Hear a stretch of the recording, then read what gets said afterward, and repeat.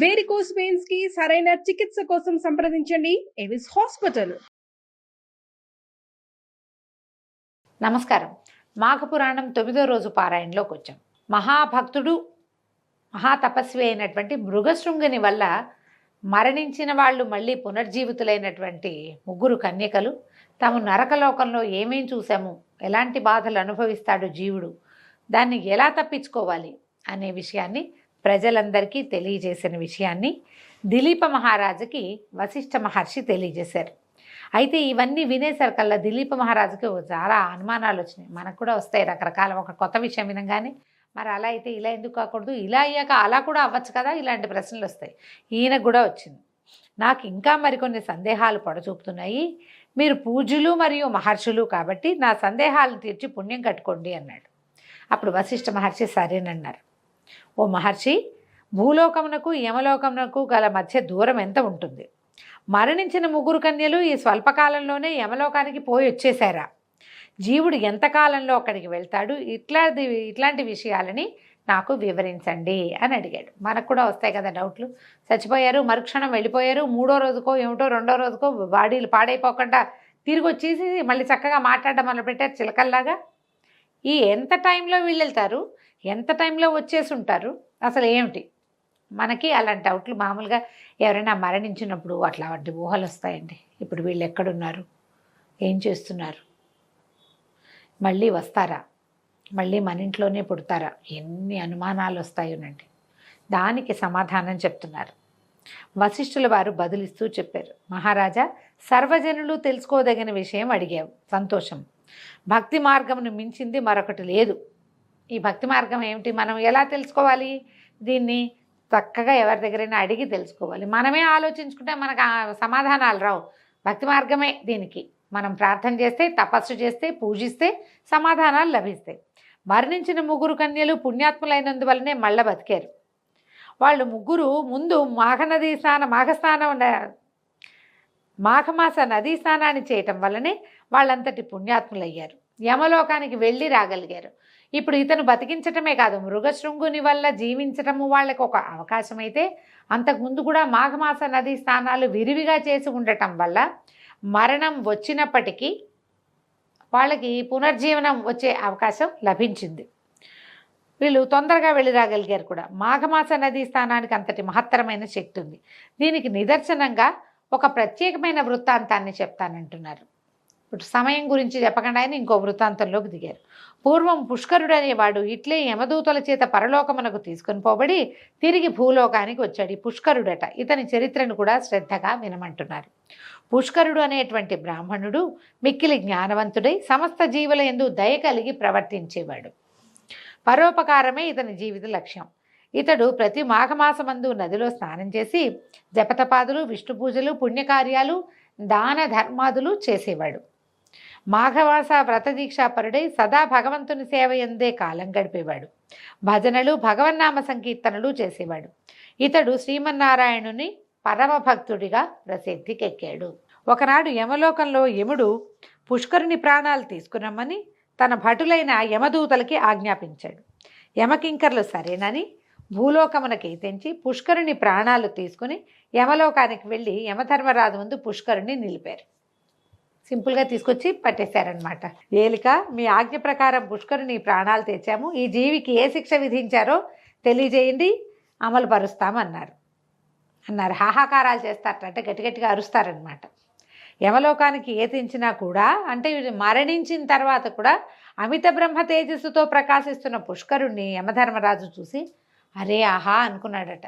నా దగ్గర కూడా ఇతను వెలిగిపోతున్నాడే అని అనుకొని ఏం చేశాడట, బ్రహ్మ తేజస్సుతో వెలిగిపోతున్న పుష్కరుణ్ణి తన పక్కనే కూర్చోమని ఈ పక్కన కూర్చోబెట్టుకున్నాడు. కూర్చోబెట్టుకున్న తర్వాత అతనికేసి బాగా పరకాయించి చూశాడట.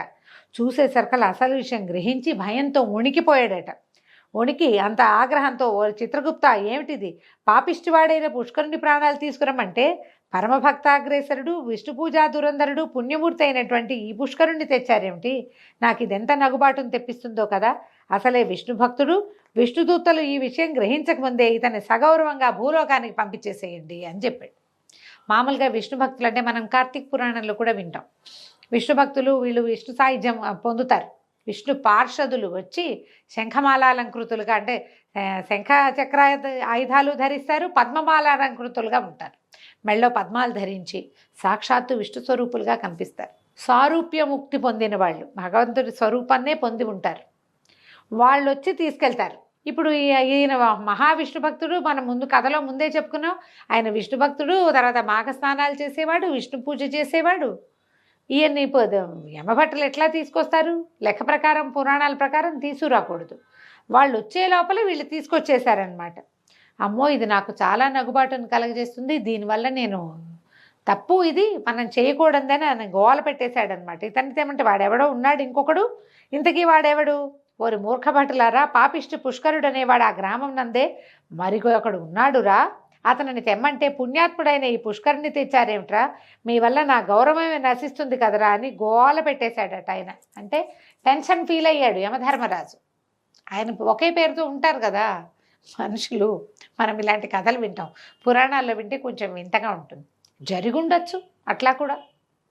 ఈయన ఎందుకు తెచ్చారు అని చెప్పి శీఘ్రమే పుణ్యాత్ముడై బ్రహ్మతేజస్సుతో ప్రకాశిస్తున్న పుష్కరుడికి క్షమాపణలు చెప్పి మా పొరపాటుని మన్నించమని వేడుకొని మీరు ఇంకా భూలోకానికి వెళ్ళి రావండి అని చెప్పారు. చెప్తే ఈ పుణ్యాత్ముడైన పుష్కరుడు కూడా యమభటులు చేసిన తప్పిదానికి విచారించి, సరే యమధర్మరాజా, ఎలాగూ యమలోకానికి వచ్చాను కదా, ఇక్కడ విశేషాలన్నీ చూసి వెళ్తాను అని చెప్పాడు. అసలే తాము చేసింది తప్పు, అబ్బాయి మేము చూపించమండి అంటే బాగుండదు కదా. యమధర్మరాజు పొరపాటు పడ్డాడు. ఆయన స్పెసిఫిక్గా ఇంకొక ఆయన ఉన్నాడని చెప్పకుండా పుష్కరుడు అని పేరు చెప్పేసరికి వీళ్ళు ఈ పుష్కరుడి పేరుతో ప్రసిద్ధుడైన వాడిని యమభటులు తీసుకొచ్చారు, పొరపాటును తెచ్చేశారు. ఇప్పుడు ఆయన ఏదైనా ఒక చిన్న రిక్వెస్ట్ అడిగేది, ఇదంతా చూపించండి నాకు అంటే వద్దని ఎట్లా అంటాం? తను చేసింది పొరపాటు కాబట్టి సరేనని యమలోకాన్ని చూపిస్తానన్నాడు. పుష్కరుడు యమలోకమందలి వింతలు విశేషాలు, 4 దిక్కుల యందు నరులు అదే పాపులు పడుతున్నటువంటి యమయాతనలు, ధర్మయుక్తంగా శిక్షించే యమలోక శిక్షాస్మృతి ఇత్యాదిక యమలోక విశేషాలన్నీ ఆకలింపు చేసుకున్నాడు. అక్కడ పాపులు అనుభవిస్తున్నటువంటి శిక్షల్ని చూసి అవి చూడలేక భయపడి శ్రీహరి శ్రీహరి అని హరినామ సంకీర్తన చేయటం మొదలుపెట్టాడట. నారాయణ నారాయణ అంటున్నాడనమాట. పుష్కరుడు చేసే హరినామ సంకీర్తనను వినిన పాపులందరూ తమ తమ పాపముల నుండి విముక్తులు కాసాగారు. ఇక అక్కడ ఉండలేక వారు అనుభవిస్తున్న బాధల్ని సహించలేక భూలోకానికి తిరిగి వచ్చేశాడు. మరింత విష్ణుభక్తితోటి మెలగసాగాడు. అమిత పుణ్యాత్ముడైనందువల్ల పుష్కరుడు యమలోకానికి పోయి తిరిగి రాగలిగాడు. అత్యంత పుణ్యాత్ములైన వారికే ఇది సాధ్యపడుతుంది. దీనితో 9వ రోజు పారాయణ పూర్తయిందండి. మనకి ఇలాంటివి విన్నప్పుడు ఏంటో భయము గుబులు వస్తాయండి.